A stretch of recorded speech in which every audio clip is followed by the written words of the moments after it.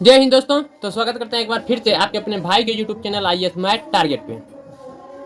तो दोस्तों हर दिन के भांति जो है इस पे PYQ को एनालिसिस करते हैं। तो अभी लगातार इधर 5-7 दिन से जो है प्री से रिलेटेड वीडियो आ रहे हैं, ठीक ना। तो जिसमें कि 2024 में जो GS पेपर पूछे थे, प्री में 2 पेपर होते हैं, एक CSET और एक GS। तो GS पेपर में जो पूछे प्रश्न हैं 2024 में उन्हीं को सॉल्व कर रहे हैं, जिसमें कि सेट एक को हम सॉल्व कर रहे हैं। तो इसमें लगभग हम 46 प्रश्न को कवर कर रहे हैं लगभग। तो आप लोग जो नहीं देखे हैं उनसे रिक्वेस्ट है कि पीछे वाला वीडियो आप लोग ज़रूर विजिट कीजिए, पीछे वाला वीडियो देखिएगा, तब ये यहाँ तक प्रश्न समझ पाइएगा। बहुत ही बारीकी से कम प्रश्न लेते हैं और बारीकी से समझते हैं, उसके बाद टिक आउट करते हैं, मतलब टिक लगाते हैं, ठीक ना। तो बहुत ही आसान भाषा में लगभग पूरा इजीली आप लोग भी समझ जाइएगा। तो चलिए आज प्रश्न संख्या 47 से लेकर के यहाँ 50 तक देखेंगे, ठीक ना। तो आज हम 4 प्रश्न को ही कवर करेंगे, काहे कि एक प्रश्न कल बच रहे थे। 5 प्रश्न को डेली का सॉल्व करने का टारगेट रखे हैं, लेकिन एक ज़्यादा कल कर दिए थे, यानी कि 6 किए थे। यहाँ पे एक ही सवाल बच रहे थे 46 का, तो इनको सॉल्व कर ही करेंगे, ठीक ना। तो उसी प्रकार से अब जो है हम सॉल्व करेंगे 47 से लेकर के 50 तक। तो देखिए 47 का प्रश्न जो कह रहे हैं उनको एक बार पढ़ के समझ लेते हैं। देखिए, तो आप लोगों से शुरू करने से पहले रिक्वेस्ट है कि जो न्यू है प्लीज़ चैनल को सपोर्ट कीजिए और चैनल को सब्सक्राइब कर लीजिए और बेल आइकन को प्रेस कर लीजिए, ताकि जब भी वीडियो अपलोड करेंगे चैनल पे तो आप लोगों को नोटिफिकेशन पहुंच जाएंगे, और नोटिफिकेशन पहुंचेंगे तो आप लोग ज़रूर देखिएगा, ठीक है। तो चलिए शुरू करते हैं। देखिए प्रश्न संख्या 47। गैस आप लोगों को बता दें कि बैकग्राउंड बहुत ही वॉइस आ रहे होंगे, इधर कीर्तन भी हो रहा है बगल में, उधर उसके बाद गीत वगैरह गा रहे हैं। तो उतना इधर उधर ध्यान को मतलब बांटना नहीं है, सीधा फोकस करना है। जो हम अभी बोलेंगे इनको ध्यान से सुनिएगा और वीडियो में देखिएगा हम प्रश्न को कैसे सॉल्व कर रहे हैं। तो देखिए प्रश्न संख्या 47 क्या कह रहे हैं। प्रश्न संख्या 47 कह रहे हैं कि भारतीय अर्थव्यवस्था में भौतिक पूंजी के संदर्भ में निम्नलिखित युग्मों पर जो है विचार करना है। तो देखिए इस पर वस्तु दिया है और इस पर श्रेणी दिया हुआ है। जैसे किसान का हल 1 नंबर में कह रहे हैं, किसान का हल दिया हुआ है कार्यशील पूंजी। अब बताइए किसान का हल जो है क्या ये कार्यशील पूंजी है? ये जो है एक अस्थिर पूंजी है। अब अस्थिर पूंजी कैसे है? यह अस्थिर पूंजी इसलिए है क्योंकि यह एक के बार खरीदा जाता है। मान लीजिए हल आप यदि खरीद रहे हैं तो इनको एक ही बार में खरीदिएगा, और एक बार जब खरीद लीजिएगा तो इनको लंबा समय तक यूज करते रहिए। तो ये क्या हो गया? अस्थिर पूंजी, ठीक ना। तो अस्थिर पूंजी है यहाँ, लेकिन ये क्या दिया हुआ है? कार्यशील पूंजी। कार्यशील पूंजी तो बिजनेस में हो जाएंगे, जैसे कि डेली का इन्वेस्ट होते हैं, डेली के खपत हो जाते हैं, डेली बनाना पड़ता है। तो ये इस तरह से किसान का हल क्या हो गया? अस्थिर पूंजी। तो ये 1 नंबर का क्या है? गलत है। अब दूसरा बात करें कंप्यूटर। कंप्यूटर जो है क्या है? अस्थिर पूंजी। ये बिल्कुल सही है। कंप्यूटर को भी एक के बार खरीदा जाता है ना, इसलिए कंप्यूटर एक अस्थिर पूंजी है। तो इनको भी एक बार खरीदा जाता है और इसका उपयोग लंबे समय तक कर सकते हैं, तो इसलिए ये अस्थिर पूंजी है। तो ऑप्शन 2 जो है क्या है? सही है। अब यदि हम इन दोनों को देखें तो इन दोनों से हमारा आंसर संभवतः मिल सकते हैं। तो देखिए सभी 4 तो नहीं होंगे, काहे कि एक गलत हो गया, एक सही है। केवल 3 वाला हो सकते हैं, केवल 2, केवल 1, बाकी सबको पूरा सॉल्व करना ही पड़ेगा। तो देखिए 3 में क्या करें? बुनकर द्वारा प्रयोग किए जाने वाला सूत्र अस्थिर पूंजी। ये गलत है। क्यों गलत है? बुनकर द्वारा जो धागा जो बनते हैं, ठीक ना, धागा जो बन के तैयार हुआ, तो धागा जो है एक कार्यशील पूंजी है, क्योंकि इसका उपयोग उत्पादन प्रक्रिया में किया जाता है और यह समाप्त हो जाता है। तो इसलिए यह युग्म जो है क्या है? यह युग्म तीसरा भी गलत है। कैसे गलत है? क्योंकि ये कार्यशील पूंजी है, लेकिन यहाँ पे क्या कह रहे हैं? अस्थिर पूंजी। तो ये गलत है। यही यदि कार्यशील पूंजी यहाँ पे रहते तो ये सही हो जाते, ठीक है ना। तब देखिए पेट्रोल। पेट्रोल क्या है?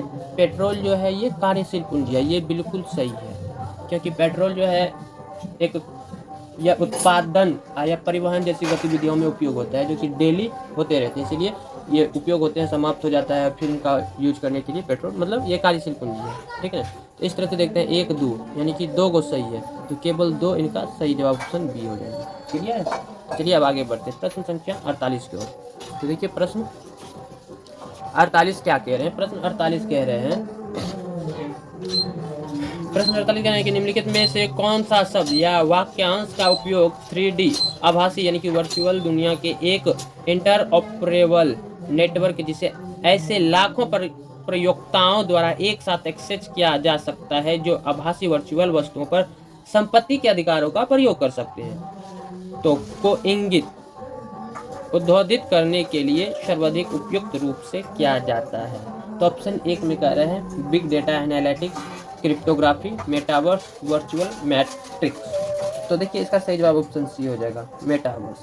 क्योंकि ये देखिए बिग डेटा एनालिटिक्स जो है यह शब्द विशाल और जटिल डेटा सेटों के विश्लेषण को संदर्भित करता है ताकि रुझान, पैटर्न और अंतर्दृष्टि प्राप्त की जा सके। तो यह आभासी दुनिया या आभासी संपत्ति के अधिकारों से सीधे संबंधित नहीं है, इसलिए यह विकल्प जो है क्या है, गलत है। उसी प्रकार क्रिप्टोग्राफी का बात की तो यह सूचना को सुरक्षित करने के लिए एक एन्क्रिप्शन और डिस्क्रिप्शन की तकनीकों से संबंधित है, जबकि यह आभासी दुनिया में सुरक्षा और स्वामित्व को सुनिश्चित करने में भूमिका निभा सकता है। तो यह स्वयं उस प्रकार की 3D इंटरऑपरेबल दुनिया का वर्णन नहीं करता है, तो इसलिए यह भी क्या है, गलत है। ठीक है, अब मेटावर्स सही है। यह शब्द एक इमर्सिव और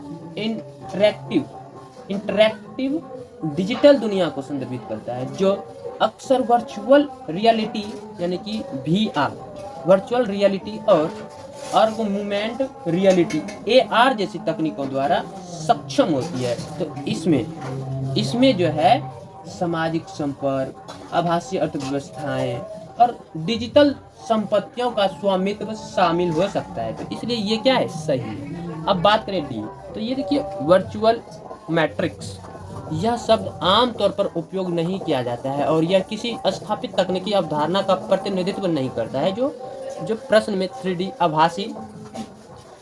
आभासी दुनिया से मेल खाती है, इसलिए यह विकल्प जो है क्या है, पूर्ण रूप से गलत है। तो इस तरह से ऑप्शन सी इनका सही जवाब है। तो आप लोगों का डाउट क्लियर हो गए होंगे, इनका सही जवाब ऑप्शन सी होंगे, ठीक ना। तो अब चलिए बढ़ते हैं प्रश्न संख्या 49 की ओर। तो देखिए प्रश्न संख्या 49 क्या करें, विदेशी बैंकों के साथ व्यवहार करते समय भारतीय रिजर्व बैंक द्वारा अधिरोपित नियम या नियमों के संदर्भ में निम्नलिखित कथनों पर विचार करना है। कथन 2 को दिया हुआ है। पहला कथन कह रहे हैं, भारत में पूर्ण स्वामित्व वाले सहायक बैंकों या बैंकिंग सब्सिडियरियों के लिए कोई न्यूनतम पूंजी की आवश्यकता नहीं है। ये बिल्कुल गलत है। कैसे गलत है, तो आइए समझते हैं कि भारतीय रिजर्व बैंक RBI भारत में काम करने वाले सभी बैंक के लिए, जिनमें पूर्ण स्वामित्व वाली सहायक बैंक भी शामिल है, न्यूनतम पूंजी आवश्यकताएं निर्धारित करती है, ठीक ना। तो ये आवश्यकताएं जो है वित्तीय अस्थिरता बनाए रखने और जमाकर्ताओं के हितों की रक्षा के लिए महत्वपूर्ण है, ठीक ना। तो इसीलिए ये गलत है। अब कथन 2 देखिए क्या करें, कथन 2 करें कि भारत में पूर्ण स्वामित्व वाले सहायक बैंकों यानी कि बैंकिंग सब्सिडियरियों के लिए बोर्ड सदस्यों के कम से कम 50% भारतीय नागरिक होना चाहिए। ये बिल्कुल सही है, ये बिल्कुल सही है। तो देखिए RBI के दिशा निर्देशों के अनुसार भारत में स्थापित पूर्ण स्वामित्व वाले सहायक बैंकों के बोर्ड में एक निश्चित अनुपात में स्वतंत्र निर्देशक और भारतीय नागरिक होने चाहिए, ताकि स्थानीय नियमों और प्राथमिकताओं का पर्याप्त प्रतिनिधित्व सुनिश्चित किया जा सके। तो वर्तमान नियमों के अनुसार इन बैंकों के बोर्ड में कम से कम आपको 50% निर्देशक यानी कि भारतीय नागरिक होने चाहिए, ठीक ना। तो इसका मतलब ये बिल्कुल क्या है, सही है। तो देखिए आप कथन को मिलाते हैं, सॉरी ऑप्शन को मिलाते हैं, तो केवल एक ये सही है, ऑप्शन ए इनका सही जवाब हो जाएंगे। सॉरी एक तो गलती है, एक नहीं होंगे, केवल दो सही होंगे, ऑप्शन बी, ठीक ना। ऑप्शन बी इसका सही जवाब होगा। मिस्टेक से एक में लगा दिए थे, ऑप्शन पूरा पढ़े नहीं थे, बाकी एक और दो दोनों नहीं होंगे, एक केवल 2 होंगे, 2 सही है, एक गलत है, ना तो 1 ना 2, ये भी गलत है क्योंकि 2 सही है। अब देखिए प्रश्न आगे बढ़ते, यहाँ तक तो क्लियर हो गए, यहाँ तक में कोई डाउट नहीं होना चाहिए। तो चलिए अब प्रश्न संख्या 50 पे बात करते हैं। तो देखिए प्रश्न संख्या 50 क्या कह रहे हैं, प्रश्न संख्या 50 कह रहे हैं, भारत में निगमित सामाजिक उत्तरदायित्व यानी कि CSR नियमों के संदर्भ में निम्नलिखित कथनों पर विचार करना है। तो देखिए CSR नियम विनिर्दिष्ट करते हैं कि सीधे कंपनी अथवा इसके कर्मचारी को लाभ पहुंचाने वाले व्यय को CSR कार्यकलापों के रूप में नहीं माना जाएगा। ये कथन बिल्कुल सही है। अब सही कैसे है, देखिए कंपनी का जो अधिनियम 2013 के तहत CSR, ठीक है ना। तो 2013 के तहत जो है इनका CSR नियमों में स्पष्ट रूप से कहा गया है कि CSR गतिविधियों ऐसी होनी चाहिए जो मुख्य रूप से कंपनी या उसके कर्मचारियों के हित के लिए ना हो, और CSR का उद्देश्य समाज और पर्यावरण को लाभ पहुंचाना है, ठीक ना। तो इसलिए ये जो है बिल्कुल सही है,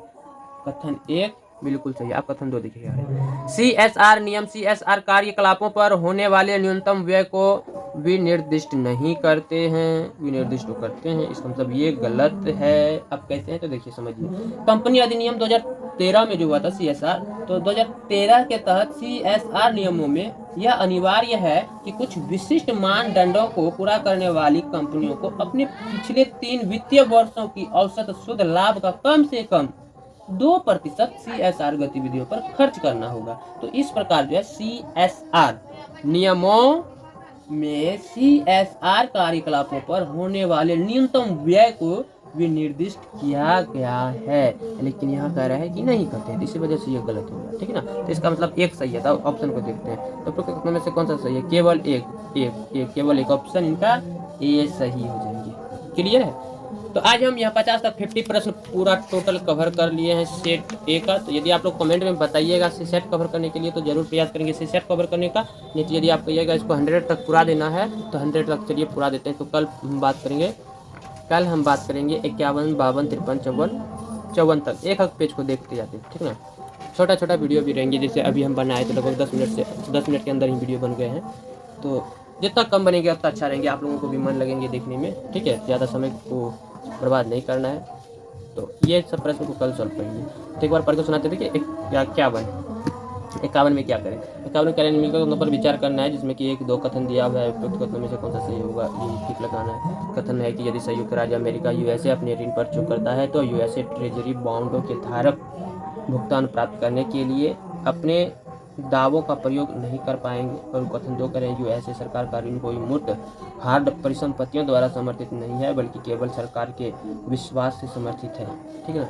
तो इस तरह से दोनों को सॉल्व करना है, दोनों कथन। उसके बाद ऑप्शन यहाँ पे मिला लीजिए तो इनका सही जवाब हो जाएंगे। मेरे ख्याल से ऑप्शन दिखता है कि कथन 1 सही नहीं है, बिल्कुल ये वाला जो है, बल्कि केवल सरकार के विश्वास से समर्थित है, ये वाला सही है। कथन 2 इस तरह से ये हो जाएगा। बाकी कल इनको डिटेल सॉल्व कर देंगे। हालांकि ये ऊपर बताते हैं तो ऊपर बताना भी नहीं चाहिए, ताकि समय इधर उधर बर्बाद नहीं करेंगे। कल करेंगे तो कल करेंगे, एक बार डिसीजन लीजिए, हो गया। ठीक है ना।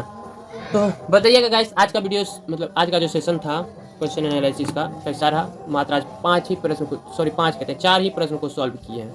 ठीक है ना। तो चलिए तब तक के लिए मिलते हैं अगले वीडियो में। आप लोगों को बता ही दिए हैं कम्युनिटी पोस्ट पे कि 28 तारीख को लाइव आ रहे हैं। आप लोगों का जो भी प्रश्न है कम्युनिटी पोस्ट पे जो किए हैं वहाँ पे आप कमेंट के माध्यम से बोल दीजिए, ताकि प्रश्न बोल दीजिएगा तो उनको देखेंगे समझेंगे। तो 28 को जब लाइव आएंगे तो आपका सारा प्रश्न का जवाब दे देंगे। तो आशा है कि आप लोग को यदि कोई आप लोगों का यदि कोई डाउट होंगे तो ज़रूर पूछिएगा, नहीं होंगे तब तो बहुत ही अच्छी बात है। बस आप लोग स्टडी करते रहिए। Love you, bye bye, good night.